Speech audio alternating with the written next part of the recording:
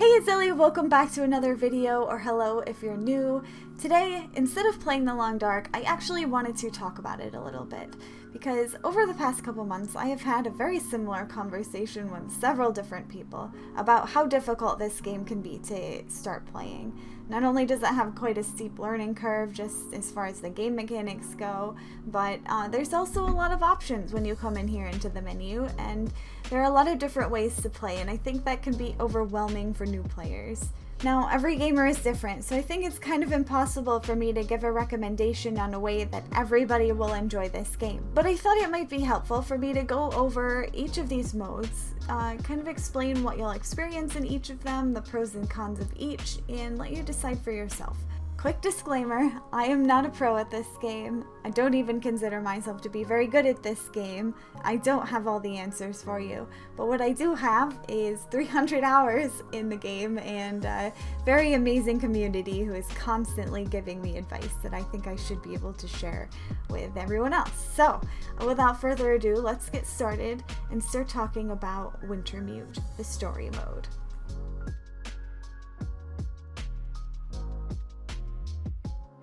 So, as the game says, this is an authored episodic story. It's got 3 episodes currently. There are 5 planned total.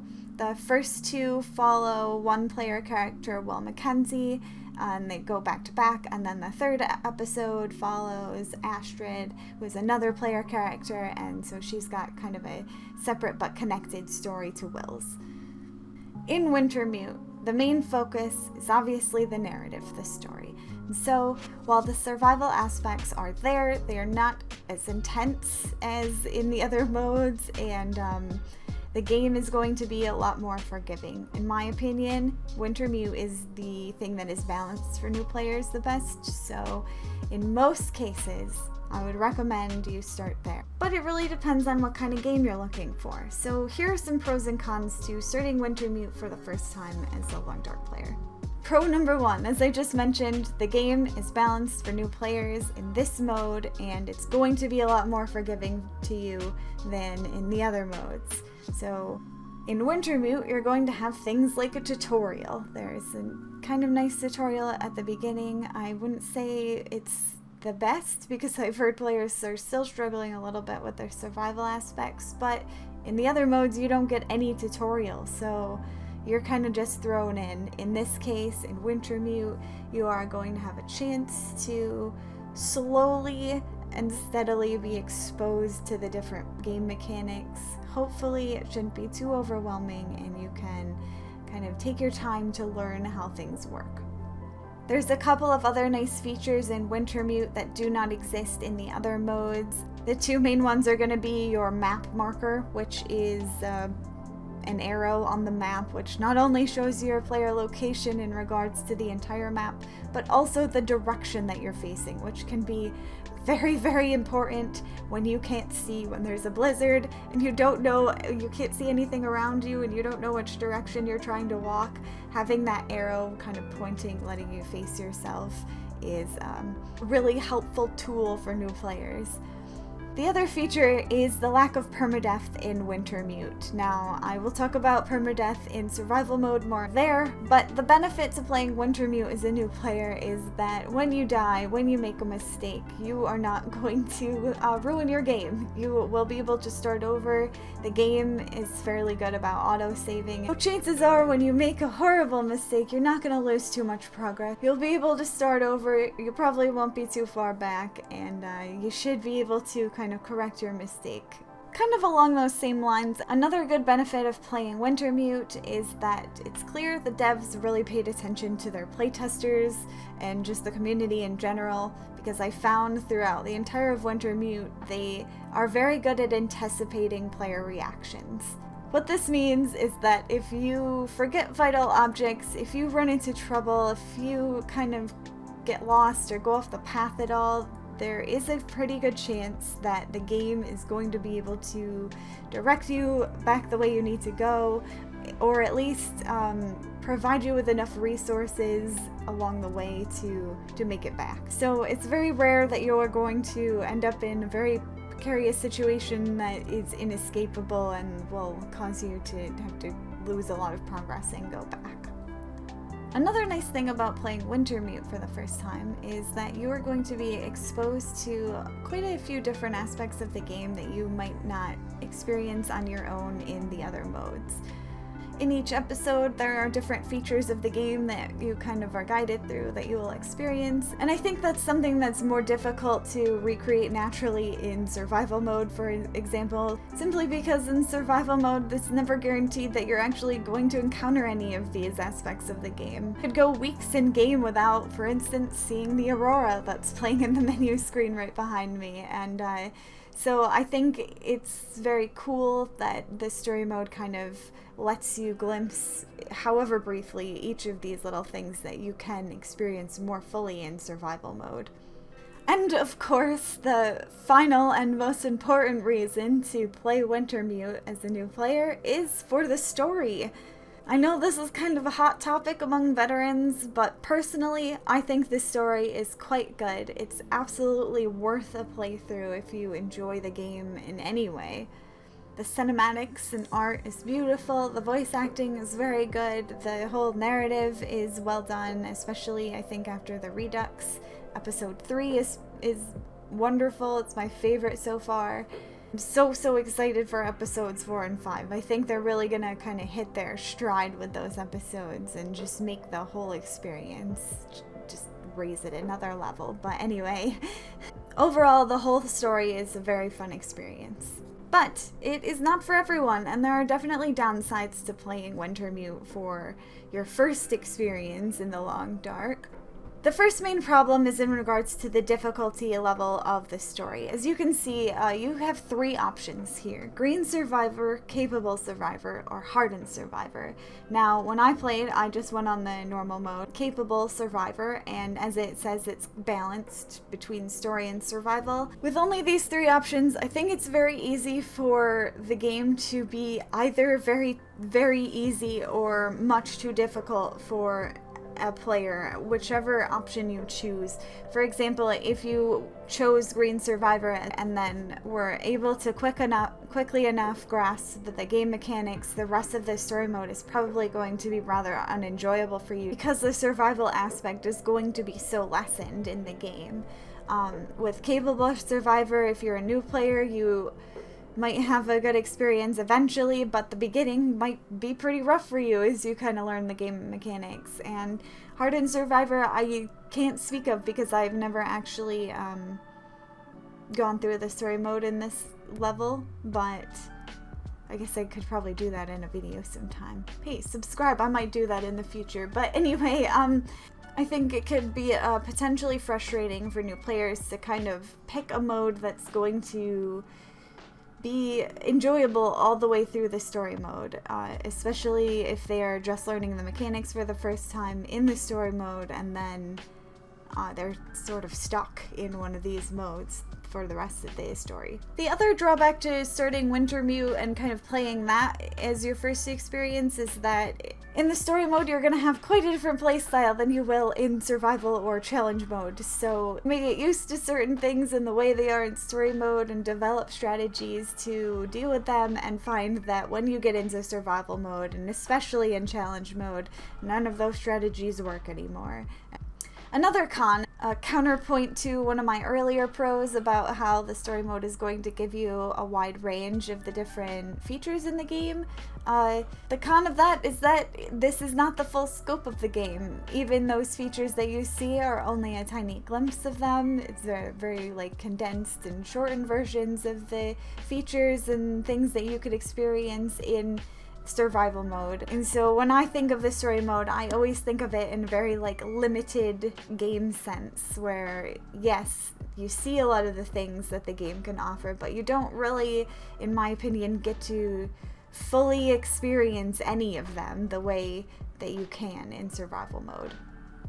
And I think my final con, maybe some people don't consider this a con, I don't, but I've heard a lot of other people do, is that a lot of the story mode is based around traveling across the maps, and so there are points of the story mode that feel quite like a walking simulator. It's beautiful, it's a stunning walking simulator and one of my favorites, but it is sometimes a walking simulator nonetheless. So just be aware of that. If you choose Wintermute as your first experience, here's what I recommend you do. So number 1, appreciate Wintermute for what it is. A story. It's a story within a survival game. And so yes, like I mentioned earlier, the survival aspects are there, but really the narrative is the focus of this mode. And so if you're going into this expecting a really intense gaming experience, I think maybe you should reconsider your expectations and or choose the hardened survivor mode as you play. Number 2, keep an open mind. There are a lot of weird things that people say about Wintermute, especially veteran players. A lot of people might discourage you from trying it. Please make your own choices. Play it for yourself, watch somebody else play it, and decide if it's something that's gonna be for you or if you'd prefer maybe one of the other modes. But don't let somebody else make that decision for you based on bad review or something that they say against Wintermute. My third and final recommendation is, while playing Wintermute, take every opportunity to explore the maps, to push your limitations, and just figure out how the game works, because you are never going to be in as forgiving of a situation as you are in Wintermute during the story. There are also side quests and extra things in the story that you can seek out that will kind of help you explore a little better. So I definitely take advantage of those things and just go into the story expecting to have fun. That's all.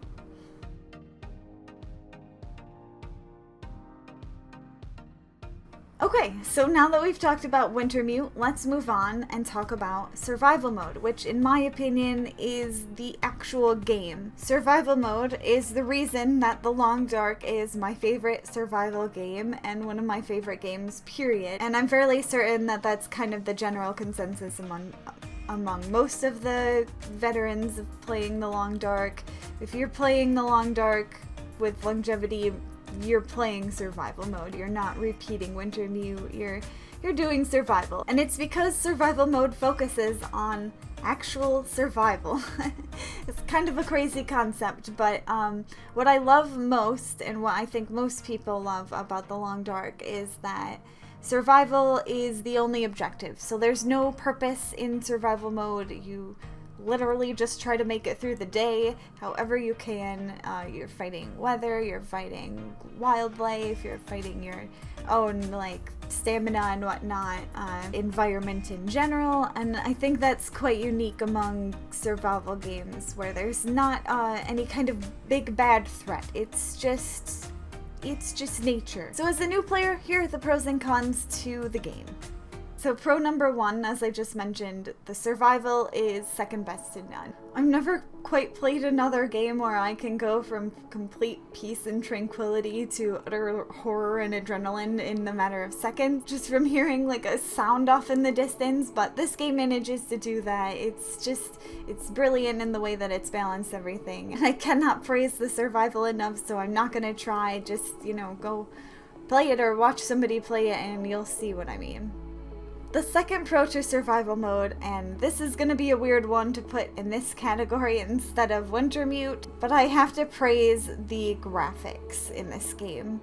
I know the story mode obviously has the cinematics and everything, and those are beautiful, don't get me wrong, those are absolutely stunning, but the reason I am putting the graphics as a pro in survival mode is because survival mode, I think, is where these graphics really shine through. Because survival mode is the only place that you're going to be able to walk around all these maps and just experience the environment in all different weather and all different times of day. This is the kind of game that when I play, I end up with 100 screenshots at the end of my few hours, because just every time I turn a corner or look in another direction or some other weather comes through and changes the whole scene, it's absolutely gorgeous. Walking through this game feels like you're walking through a painting, and I love it.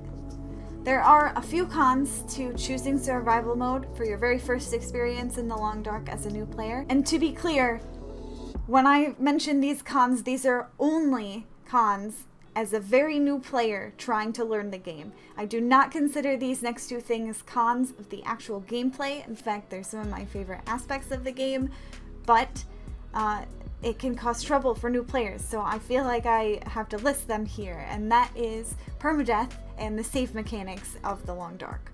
So I talked about this a little bit in Wintermute, but the Long Dark has a permadeath system, which means when you die fully, you are dead, and your game is over, and there's no way to go back, there's no way to start over, you're just dead, and you have to start a completely new game.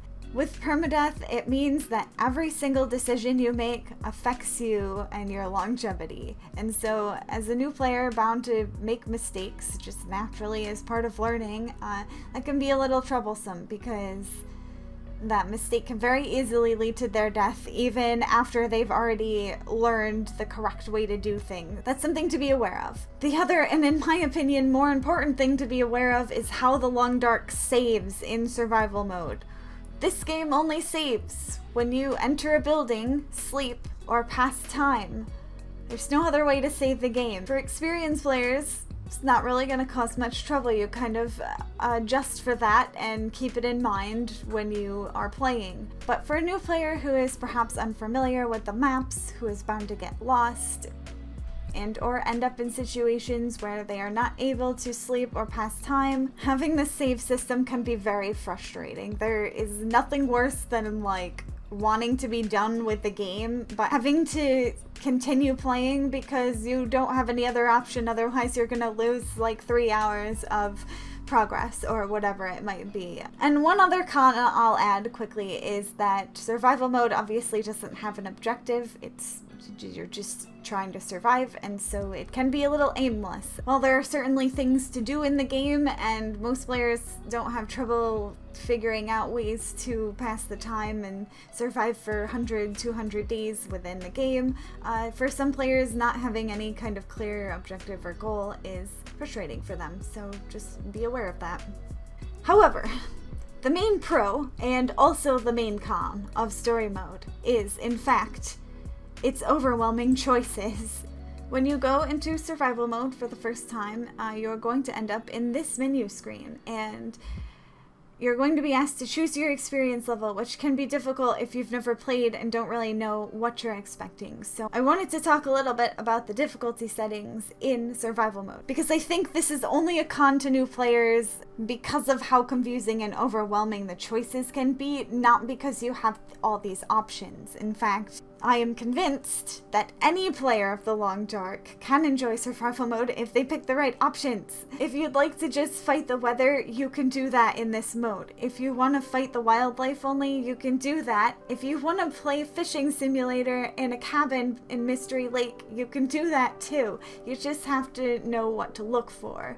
So first and foremost, Pilgrim mode, the main feature of this is passive wildlife, which means the wildlife will not willingly attack you. In fact, they're going to run away from you any chance they get. I recommend this mode if you want to learn the maps. I still use this mode to learn the maps. Other experienced players still use this mode to learn maps. It's a great and relaxing way to play the game, to understand the mechanics, just what to expect in general in a day-to-day basis in the game. And frankly, if you never ever play on any of these other modes, that's perfectly valid. This is a perfectly fine way to enjoy the Long Dark, and don't let anybody ever tell you differently. The next 3 modes are more difficult, with varying levels of wildlife difficulty and weather, resource availability, etc. And your 4th mode is the custom settings, which I am going to look at briefly. Okay, so here we are in the custom settings. I'm not going to go in depth about this because I actually have a video already talking about the best settings for new players. Also, that video is kind of irrelevant because now they have explanations on the side. So I really, they didn't have this when I initially made the video. But I do want to talk about a couple different settings that I think new players should be aware of so that they can better tailor a game for them. So first things first, up here at the top, you've got a little scroll bar. You can use this to import settings from another of the modes, for example, Pilgrim or Voyager mode. I'm gonna just use Voyager because it's a nice balanced base mode, and I like most of the settings. So yeah, right at the top you've got game start. These are going to be your starting equipment and whatnot, obviously. Ones to pay attention to here are starting time of day. If you choose random, there is a chance that you can start at night. I recommend, as a new player, starting at noon because it's warm enough and you'll have plenty of daylight to kind of locate and shelter or wherever you need to go. Starting weather. I would recommend clear. Unless you're feeling brave, then do random. Really, this is kind of a player choice. Scrolling down a little further, environment, those settings are pretty self-explanatory. I wouldn't mess with them too much unless you know what you're doing. Health, again, are fairly self-explanatory, and I wouldn't mess with them too much unless you know how these settings work in-game already. The Voyager settings that I imported initially are quite good at just the nice balance. One setting I will point out is sprains. Sprains are an injury you get in-game from walking on inclined hills. There is a little symbol in the corner that will let you know when you're on an inclined hill and are at risk for sprains. Some players prefer to turn this setting off, which is why I'm mentioning it. I don't, but the sprain mechanic can be a little silly. It can be a little frustrating. For example, when you're walking up an inclined hill, there is a potential that you'll sprain your wrist, which makes sense to me because you're kind of pitching forward and catching yourself, but some people don't like it, and that's fair. So that's a setting to consider turning off if that's something that's going to bother you. There's really no harm in turning that one off. Another two in the health category is prevent freezing and wake up player when freezing near a fire. This is just kind of a little extra security that if the game gets very, very cold, you will not die in your sleep or anything like that. The next section is gear. That's just item spawn rates and whatnot. Next category is wildlife spawns. There are a couple things in here that will really make a difference in your game. So, obviously you have the frequency of each of the creatures within game. So, you know, I mentioned earlier, kind of a joke, but if you wanted to play Fishing Simulator, you could do that by turning off the spawn chance of all the creatures except fish or rabbit or deer. Leave whichever ones you want. The moose is aggressive, be aware of that. And so in this way you kind of have an option to play like a very mild game or more challenging game. It's really up to you. These two settings here at the bottom are rather important. Wolf spawn distance is how close wolves can spawn when you come outside of a building for the first time. And the last setting in wildlife spawns is predator grace period, which means no predators will spawn for 24 hours, your first 24 hours in game. The wildlife behavior category is, as it says, determines wildlife behavior, mostly to do with the aggressive animals. So passive wildlife means no animals will attack you. You can check that to yes or no, and then it doesn't matter how many things spawn or any of these other settings. All of the creatures that naturally attack you will instead run away from you. Again, with the wildlife spawns, this category can really make a difference on the kind of game that you play. So besides passive wildlife, you've got wildlife attacking during rest. I prefer this to be on no, but that's just my choice. Wolf fear determines how easily the wolves will run away from you if you throw things at them like flares, stones, etc. If it's higher, the wolves will be more likely to run away from you. The timber wolf morale refers to a pack of timber wolves. They are a special group of wolves that only travel in packs, and they attack also in packs one at a time usually. Hi, so I'm in the middle of editing this, and I feel I didn't explain this fully. When the timber wolves attack, you will see a meter bar at the bottom of your screen.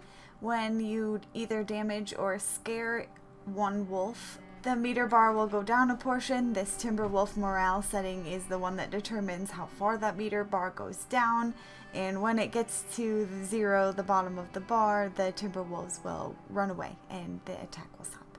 Okay, back to the video.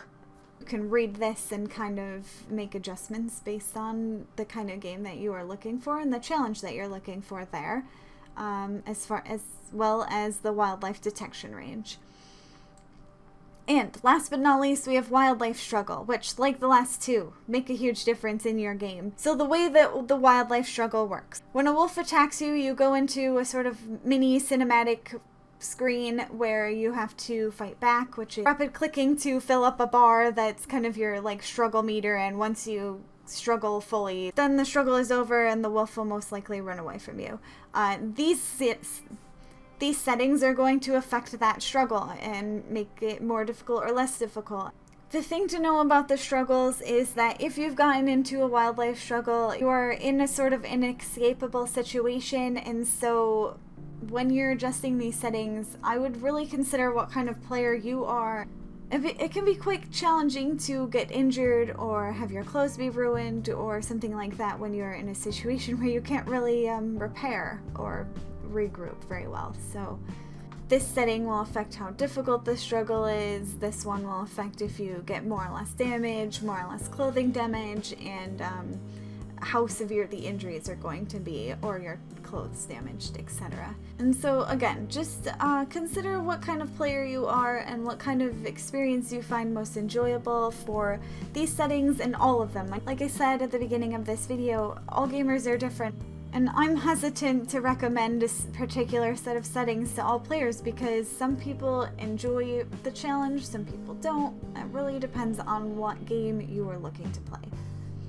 But with these settings, you can play virtually any kind of game. And that's why, ultimately, all of these custom settings are absolutely a pro for survival mode. Once you get more acclimated with the game, you can also really tailor your experience for having very unique games every single time you play the survival mode. It's quite brilliant. One other cool thing is that you can also share or enter a code. I will actually have a code down in the description for the settings that I've just done here with just a fairly standard base game with minor changes to Voyager. So, if you do decide to choose survival mode for your first experience in the Long Dark, here are a couple things I recommend. First of all, use my game code because you're going to have a nice time. Second of all, when you go into your map choices, dear God, do not randomize your choice. You can end up in some very terrible maps. Some of these maps are difficult for even the most veteran players, and I do not recommend them for starters.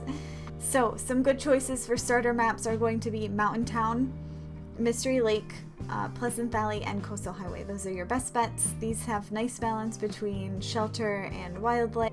For the easiest start, you're going to want to pick Mountain Town. It has the most shelters and the least amount of wildlife in my opinion, so you'll have the easiest time there.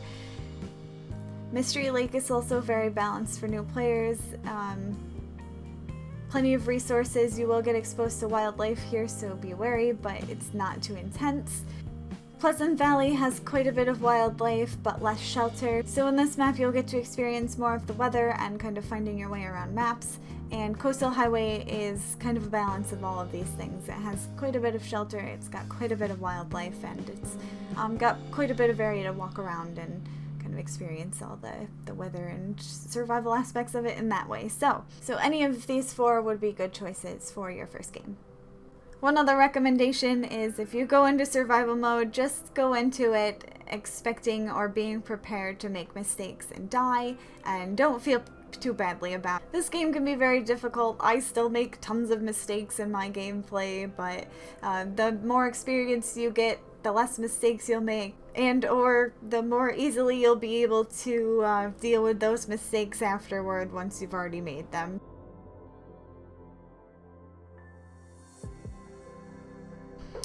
And last but not least, we have the challenges.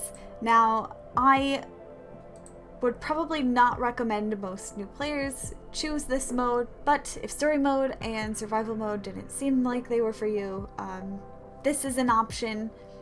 The benefit of the challenges is that they are all guided, so you have a nice concise goal that will carry you through different maps and experience some of the different aspects of the game in that way.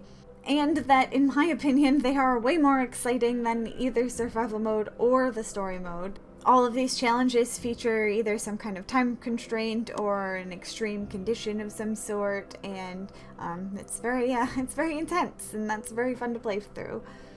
which as a new player can also be considered a com. They are very intense games. They are rated by Hinterland themselves with difficulty, and I think the easiest one is at half difficulty. So consider that when you are playing, that these are difficult challenges meant to kind of give something to do to veteran players. That's why they created these challenges. And so they're not balanced. They're not meant for new players. Not that you can't experience them, but they're not made for it. And the other con to trying this is that they are quite unique situations, so you're not really going to experience some of those other aspects in survival mode or story mode at any point. Like, the bear doesn't really chase you even in the story mode the way it does in the hunted challenges 1 and 2, and so it's just a different way to play. Just keep that in mind if you decide to do challenge mode for the first time.